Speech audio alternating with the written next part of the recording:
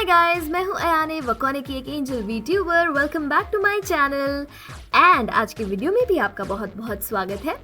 So guys, आज का video बहुत डिफरेंट होने वाला है। बहुत डिफरेंट मतलब बहुत बहुत बहुत ज़्यादा डिफरेंट क्योंकि आज मैं आपको एक कहानी सुनाने वाली हूँ और मैं आपको कहीं घुमाने नहीं लेकर जा रही हूँ, मैं आपको एक कहानी सुनाने वाली हूँ। और ये कहानी बहुत ही इंटरेस्टिंग होने वाली है because it is A horror story। डरो मत गाइस, बहुत ज्यादा डरावनी नहीं है। एक बार सुनो तो सही और सुनकर जरूर मुझे बताना कि आपको कैसी लगी, ठीक है। जापान में ये कहानी बहुत ज्यादा पॉपुलर है। क्या आप सुनने के लिए रेडी हैं? Okay, let's go. तो ये कहानी है एक बहुत ही ठंडे इलाके की। बहुत साल पहले ऊंचे ऊंचे पहाड़ों के बीच एक छोटा सा गांव था और उस गांव में एक लकड़हारा और उसका बेटा रहते थे, मुसाकू और मीनोकिची। वो दोनों वैसे तो बहुत काम करते थे, बहुत मेहनती थे, लेकिन जब बर्फ गिरती थी सर्दी के मौसम में वो कुछ काम नहीं कर पाते थे, जैसे कि फार्मिंग एटसेट्रा। तो वो निकल जाते थे शिकार पर। लेकिन एक दिन बहुत ज्यादा बर्फ गिरी हुई थी।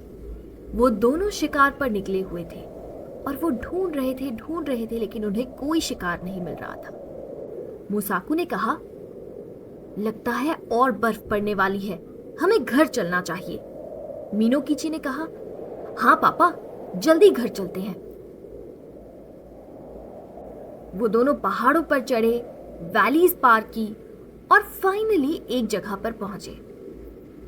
हर बार तो उन्हें रास्ते में बहुत अलग अलग लकड़हारे भी मिलते थे, शिकार भी मिल जाते थे, लेकिन आज उन्हें वहां कोई नहीं मिल रहा था। कोई शिकार भी नहीं था, कोई इंसान भी नहीं था। वो दोनों बहुत डर रहे थे। मीनोकिची ने कहा, ये क्या, आज यहाँ क्या हो रहा है? आज तो यहाँ कोई भी नहीं है पापा। मुसाकू ने कहा, हाँ, लगता है आज हमें वहां सामने वाले घर में पनाह लेनी होगी। मीनोकिची ने कहा, हालात बिल्कुल ठीक नहीं लग रहे हैं पापा, चलिए हम अंदर चलते हैं और वहीं आराम करते हैं। आप आराम से सो जाइएगा और मैं रात भर जागूंगा और ध्यान रखूंगा। वो दोनों उस घर में गए, वहां आग जलाई और लेट गए। मुसाकू तो सो गया, लेकिन मीनोकिची पहरा दे रहा था। लेकिन पूरे दिन की थकान के बाद और आग की गर्मी की वजह से पता नहीं कब मीनोकिची की भी आंख लग गई। कुछ देर बाद जब मीनोकिची की आंख खुली तो उसने देखा कि सामने एक औरत है। वो बहुत डर गया। वो इतना डर गया कि उसने अपनी आंखें बंद कर ली। थोड़ी देर बाद वो औरत मीनोकिची के सामने आई और उसने कहा, तुम अभी जवान हो, तुम्हारे अंदर जवानी का जोश, ऊर्जा और गर्मी है, इसलिए मैं तुम्हें कुछ नहीं करूंगी। लेकिन अगर किसी भी दिन तुमने किसी से इस बात का जिक्र भी किया तो उसी वक्त तुम अपनी जान गंवा दोगे। ये सुनकर मीनोकिची बहुत शॉक हो गया। वो इतना डर गया कि उसे लगा कहीं मैं कोई सपना तो नहीं देख रहा। वो डर के मारे बेहोश हो गया। अगले दिन सुबह जब मीनोकिची की आंख खुली तो उसने देखा कि उसके पापा की मौत हो चुकी है। मीनोकिची बहुत उदास हो गया। वो अकेले ही अपनी जिंदगी गुजारने लगा। वो बहुत सहमा हुआ, डरा हुआ और अकेला रहता था। कुछ वक्त बीता, मौसम बीते, गर्मी का मौसम बीता और फिर आया पतझड़ और फाइनली बर्फबारी होने लगी। सर्दी के मौसम की एक रात को मीनोकिची के दरवाजे पर दस्तक हुई। उसने सोचा, इतनी रात को कौन हो सकता है, चलो देखता हूं। जैसे ही उसने दरवाजा खोला तो सामने एक बहुत ही खूबसूरत और जवान लड़की खड़ी थी। उस लड़की ने कहा, मैं एक ट्रैवलर हूं और मैं रास्ता भटक गई हूं, क्या आज रात मैं आपके घर में रुक सकती हूँ? मीनोकिची एकदम हैरान हो गया। उसने कहा, अच्छा ठीक है, आज रात तुम यहाँ रुक सकती हो, मैं तुम्हें खाने को भी दे सकता हूँ। तो वो लड़की मीनोकिची के घर में रुकने के लिए आ गई। वो लड़की इतनी सुंदर थी कि मीनोकिची उसे देखता ही जा रहा था। मीनोकिची ने उसे खाना खिलाया और कहा कि अगर तुम कुछ देर और बाहर रहती तो शायद जम जाती, बाहर इतनी ठंड है। वो दोनों हंसने लगे और खाना खाकर सो गए। कुछ दिन बीते और दोनों को एक दूसरे से प्यार हो गया। इस प्यार के चलते उन दोनों ने एक दूसरे से शादी कर ली और दोनों खुशी खुशी रहने लगे। वो दोनों बहुत मेहनत करते थे, बहुत खुश रहते थे और आगे चलकर उनके 5 बच्चे हुए। बहुत ही सुखी परिवार था उनका। मेहनत करते थे, कमाते थे और खाते थे और खुश रहते थे। गर्मियों के मौसम में मीनोकिची की जो बीवी थी, जिसका नाम था ओयुकी, उसकी तबीयत बहुत खराब हो जाती थी। कभी कभी तो वो बेहोश भी हो जाती थी। ऐसे समय में मीनोकिची उसका बहुत ध्यान रखता था, उसकी बहुत केयर करता था। लेकिन एक बात बहुत अजीब थी, ओयुकी हमेशा जवान और खूबसूरत दिखती थी।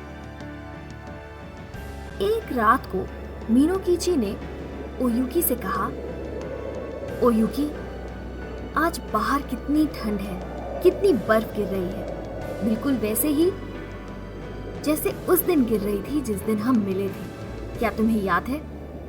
ओयुकी ने कहा, हाँ, मुझे अच्छे से याद है।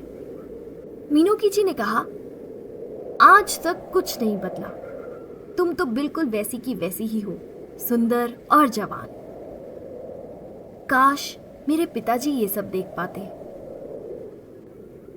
एक रात हम एक बर्फ के तूफान में फंस गए थे। पहाड़ों में वहां कोई नहीं था और हम एक लकड़हारे के घर में पनाह लेने चले गए। मुझे माफ करना, मैं तुम्हें आज ये सब बता रहा हूं, लेकिन हमारे साथ बहुत बुरा हुआ। उस रात जब हम दोनों सो रहे थे तो अचानक ओयुकी ने कहा, मीनोकिची, तुमने तो वादा किया था ना? मीनोकिची हैरान हो गया। उसने कहा, हाँ, वादा तो किया था, पर ओयुकी ने कहा, मैं ही वो स्नो वुमन हूं जिसे तुमने वो वादा किया था, लेकिन अभी अभी तुमने वो वादा तोड़ दिया है। और मैंने तुम्हें साफ साफ कहा था कि अगर तुमने इस रात के बारे में किसी को भी बताया तो तुम अपनी जान गंवा दोगे। लेकिन अब मैं ऐसा नहीं कर सकती। अब मैं ऐसा नहीं कर सकती क्योंकि तुम मेरे पति हो। ऐसा करने से पहले मुझे अपने बच्चों के बारे में सोचना पड़ रहा है। मैं ऐसा नहीं कर सकती। मेरे बच्चों का ध्यान रखना, ध्यान रखना। इतना कह के ओयुकी उस घर से बाहर चली गई। मीनोकिची को कुछ समझ ही नहीं आया कि ये हुआ क्या।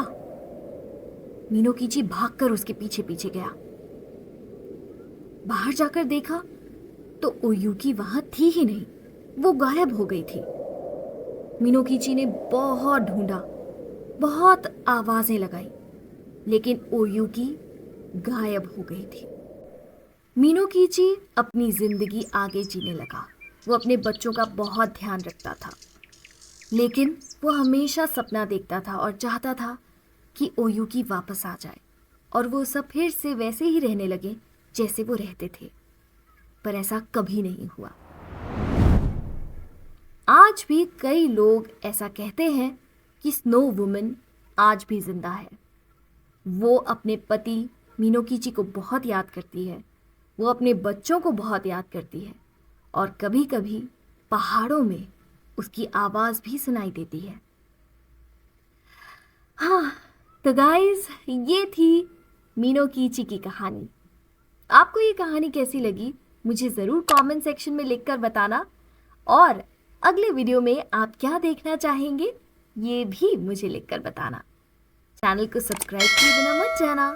हम मिलते हैं अपने अगले वीडियो में गाइस। दिस इज अयाने साइनिंग ऑफ।